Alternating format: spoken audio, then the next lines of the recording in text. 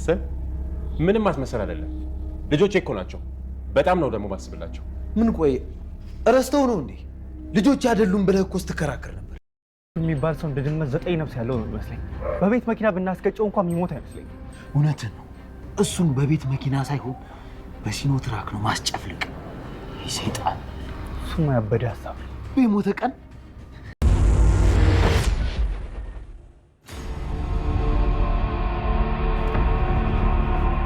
ምን ሆናል? አንተ ዝም በል።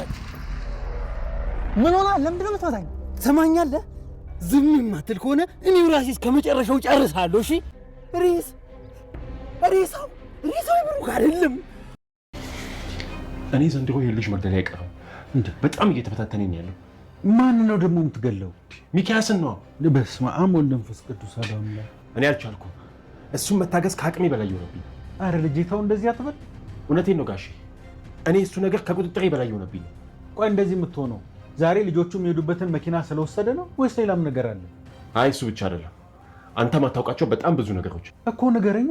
እኔ የማላውቀው ነገር ካለ ንገረኝ። ተው ጋሼ አይጠቅምም። አጠፋለሁ ብሎ ሊጠፋ እገላለሁ ብሎ ሊገደል በስተመጨረሻ የገዛ እህቱን አሳልፎ ሰጥቷል። በፎከረ ሳይሆን በቆረጠ ነው። ባወራ ሳይሆን በተግባር ባሳየ ነው። እጅግ የሚገርም ነገር። ሚኪ ከጉራና ከክፋት ከተንኮል ውጭ ሌላ ነገር የለውም። ተግባር ላይ ግን ብዙ ጊዜ ዜሮ ነው። ብዙ ጊዜ በሰዎች ኃይል ወይም በተከስተ ድጋፍ ወይም በሚያጭበረብሩ ፖሊሶች ትብብር ነው እንጂ ሚኪ ይሄን ያህል እውቀትና ብልሃት ብልጠት ኑሮት አይደለም።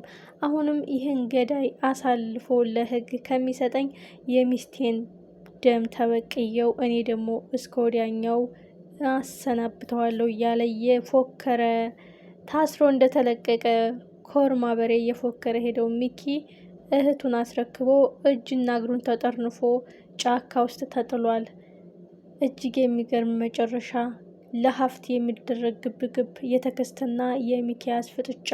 ተከስተን በስተመጨረሻ ጥፋቱ ያንተ ነው ይላል ሚኪ። ጥፋቱን ላለማመንና ሽንፈቱን ላለመቀበል ሲል የሚያደርገው ስበብ።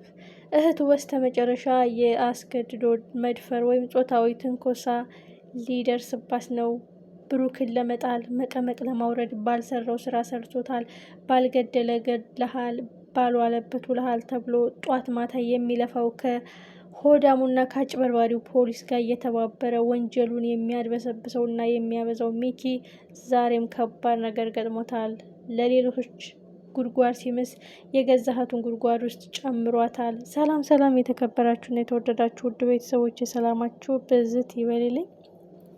ተወዳጁ ኪያ እጅግ አጓጊና እጅግ ልብ አንጠልጣይ ነው። ብዙዎቻችን እንግዲህ ትርሲት መሞት የለባትም፣ ትርሲት መመለስ አለባት፣ ትርሲት ምንም መሆን የለባትም እያል ነበር። እንግዲህ ኦልሬዲ ቁርጥ ያለው ነገር ትርሲት አርፋለች በማለት እንግዲህ መርዷን አርድተዋል ማለት ነው። አሁን ደግሞ ሚኪ የትርሲትን መሞት አስመልክተው በፊትም ስትኮረኩመው እና ወደ ኋላ ስጎቱት የነበረችው ትርሲት ናት እንጂ ትርሲትን ያገባት ለሀፍትና ለሀፍቱ ነው እንጂ እሷን ወዷት ባይሆንም በጊዜ ሂደት እንግዲህ መልካምነትና ደግነቷ ብታሸንፈውም እሱ ግን ብሩክ ከመጣ በኋላ ነገርየውን መቆጣጠር የሚፈልግበት መንገድ ሲፈልግ ያው ለብሩክ የተደገሰውን ጽዋ ትርሲት ተጎንጭታ ህይወቱ አልፏል።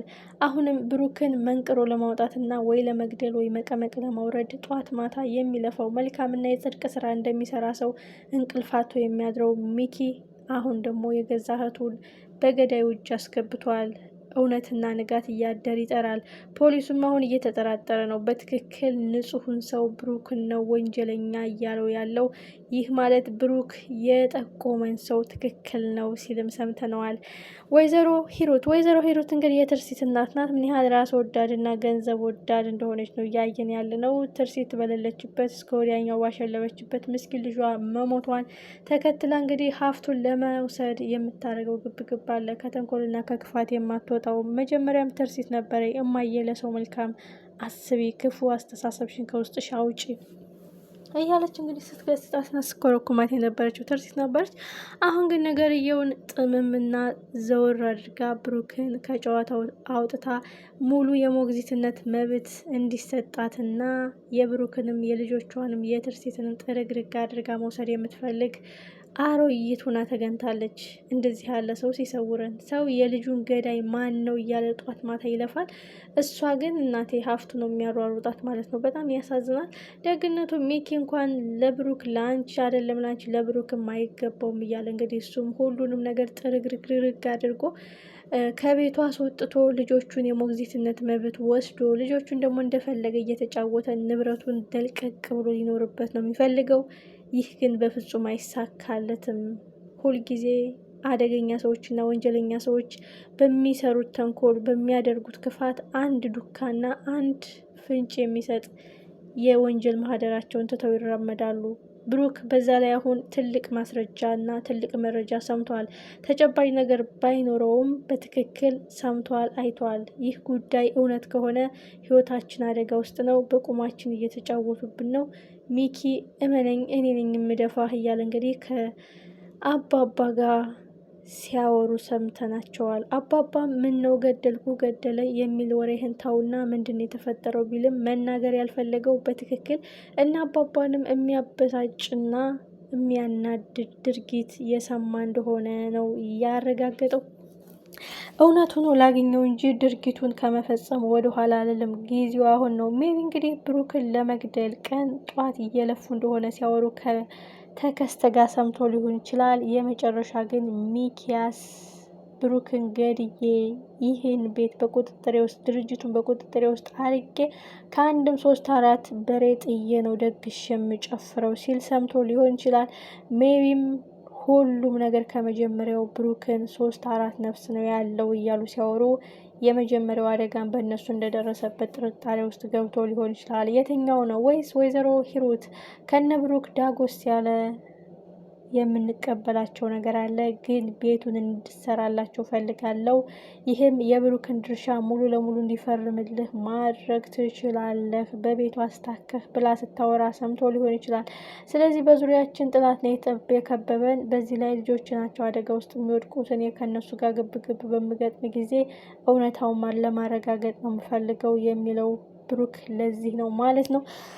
እጅግ የሚያሳዝነው ግን የብሩክ መልካምነት አሁንም እየተገፋ ወደማይወጣው አዘቅ ውስጥ ሊከቱት ነው። ግን ክፉ በክፉ እሾህን በሾህ ይባላል እና ሚኪያስ እንዳሰበው ተንኮሉና ክፋት አንድም ሳይሳካለት እህቱንም አሳግቶ ባዶ እጁን እየተንጦለጦሎ መጥቷል።